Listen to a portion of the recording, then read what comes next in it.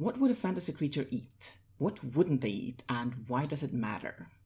Well, everyone needs to eat, and so food and ways of eating is a wonderful way to make your fantasy creatures unique. Let's talk about what they eat, why they eat, where, how, and all of those things. As always, these are not all things that you absolutely need to figure out with every single creature you create. Rather, it's a way to make your world building deeper, to delve deeper into this particular aspect so that at the very least people will believe that you have thought just as much about every other aspect as well. So let's get into it. How can we make our creatures more unique using their feeding habits? What do they eat? What kind of food exists where they live, and what kind of food is it that they choose to eat or that they have to eat? Is it meat or plants? Do they eat bugs or rocks or sunlight? Maybe they photosynthesize, or anything else. It can literally be anything else. This is fantasy after all. And another question is if they always eat the same thing, or is it that they eat a certain thing in the summer and another thing in the winter because there are different things that exist? Do they maybe prefer plants but they can eat carrion if necessary? Is it that they eat something else when they age, or when they're pregnant, or when something else happens with their bodies? It's also good to give a thought or two as to what they don't eat. What is poisonous to them, or what do they just not like to eat? And especially if this is something surprising that humans or other creatures eat all the time that these creatures just can't handle or don't want, or whatever it is. And also it's fun to consider the opposite. What would they consider a treat? What would be something that they would eat all the time if they could? Like sugar for most humans at least, or catnip for cats. So figuring out what they eat is a natural first step, and the next step could be figuring out how they eat. And this could be, for example, how much do they eat, which would probably depend on how active they are, how big they are, and where they live. Basically, how much energy do they spend, so how much energy do they need back? And you don't need to do the math there, just a general ballpark is fine.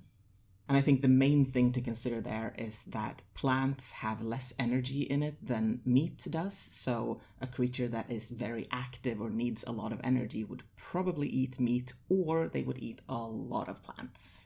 Another thing to consider is how often do they eat? Do they eat several times a day, or just once a day, or once a week, or month, or once a century even? Could also be that they eat a lot in certain seasons and less in others, or a lot at certain times in their lives when they're growing up, for example, and then less as they get older because they're not using as much energy to grow. And another thing that maybe is more what you would think about when I said how they eat is literally how do they get the food into them? Do they use their mouths, or do they absorb it through the skin? Do they keep it in their mouths until acids in their mouths dissolve it and it gets absorbed somehow? Yeah, there are different ways you could take that. Another interesting aspect is how do they get their food? Do they hunt their food, and if so, how? Do they have claws and fangs and those kinds of things? Do they lay traps? Do they outrun their prey until the prey is exhausted and you can just eat them alive? I don't know. Yeah. If they don't hunt but still eat meat, then do they eat carrion, or do they follow other hunters around and eat the meat that they have just killed and not wanted to eat themselves? Which I guess in a way is carrion, but anyway. And the thing to take into consideration here is that it doesn't have to make sense at first glance. At first glance, you'd think that hunting is, it's way more complicated than just waiting for the food to die on its own. But still, some species hunt because they either can't handle meat that's been dead for too long, or there's not enough food to go around if you're just wanting to eat the things that are already dead, because there are more meat eaters than there are dead animals to eat.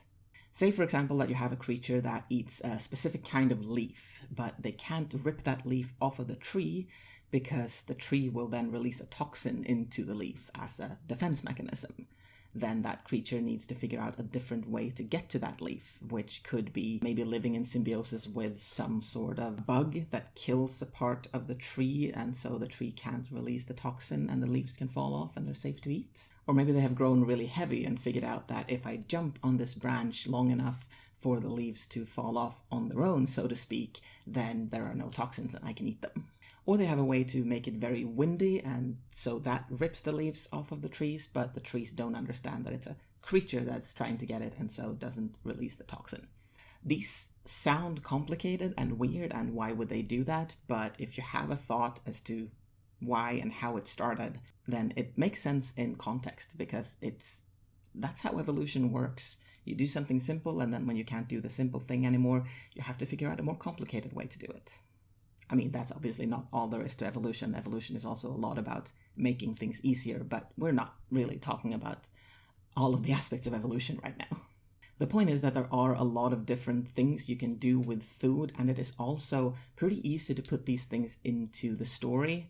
Just claw marks or teeth marks on a rock that shows that this creature has been feeding, or maybe you're looking for a special leaf that is the only thing that your pet will eat. Or if we're talking about sapient creatures coming into a new culture where the people there eat super weird things that you can't eat or don't want to eat. I mean, it could be anything from just weird to disgusting to actually poisonous to you, and anything at all. And then there's the question, of course, if you come into such a culture or into such an area where you can't eat what is being served or what exists, how do you even survive? And we're going to talk about survival in the next video, so stay tuned for that.